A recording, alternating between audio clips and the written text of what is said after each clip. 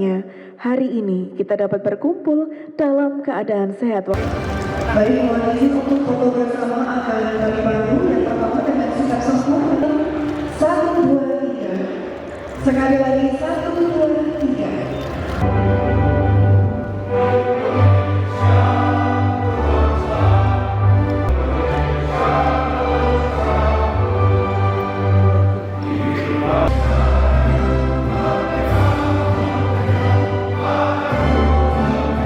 Profesor Dr. Dedi Prasetyo M.Hum MSc.MA pada seluruh narasumber yang jabatan Bapak Kapolri, apa yang menjadi masukan kritikan ini tolong dicatat.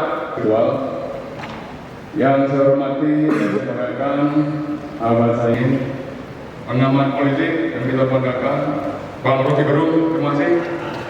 Mas Muhammad Nur, terima kasih Mas. Yang saya hormati juga Ketua Badan Pengurus. Rekan-rekan yang hadir sekalian yang tidak saya banggakan, pada kesempatan pagi ini izinkan secara langsung maupun hadir secara virtual. Ini sebagai catatan yang sangat berharga bagi perbaikan dan bahwa kegiatan ini merupakan wujud komitmen dari Bapak Kapolri. Dari awal dari seluruh lapisan masyarakat boleh menyampaikan pendapat, kita lombakan. Bapak-bapak yang saya hormati, bagi saya itu suatu kehormatan berada di sini.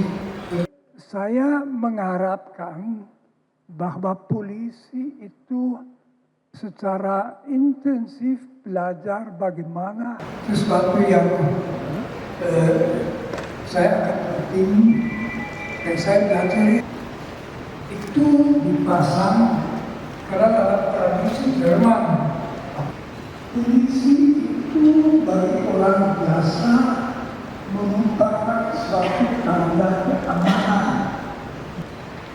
Dalam teks pertemuan ini ditulis kebebasan belajar bagaimana mereka bisa dirasakan sebagai teman, dan kalau tidak logis orang akan berusaha untuk tetapi harus bertanggung jawab.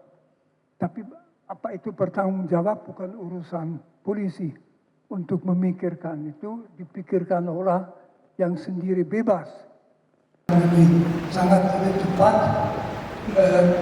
tetapi harus dilihat sebagai tanda bahwa profesionalitas Polri. Kalau benar-benar Polri bekerja keras, pasti cacat. Freedom House, kalaupun demokrasi tidak ada kebebasan, hanya ada separuh kebebasan.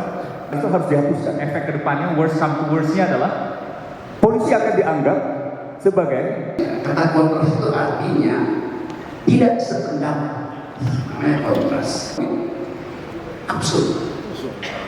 Kita coba lihat bagaimana sebetulnya proses yang kita sebut sebagai reformasi Islam transformasi.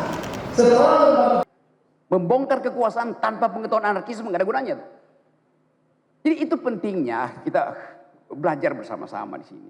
Tapi itu hanya mungkin dilakukan kalau ada persahabatan antara polisi dan masyarakat sipil. Tidak ada yang menentang, itu artinya Anda yang berdoa.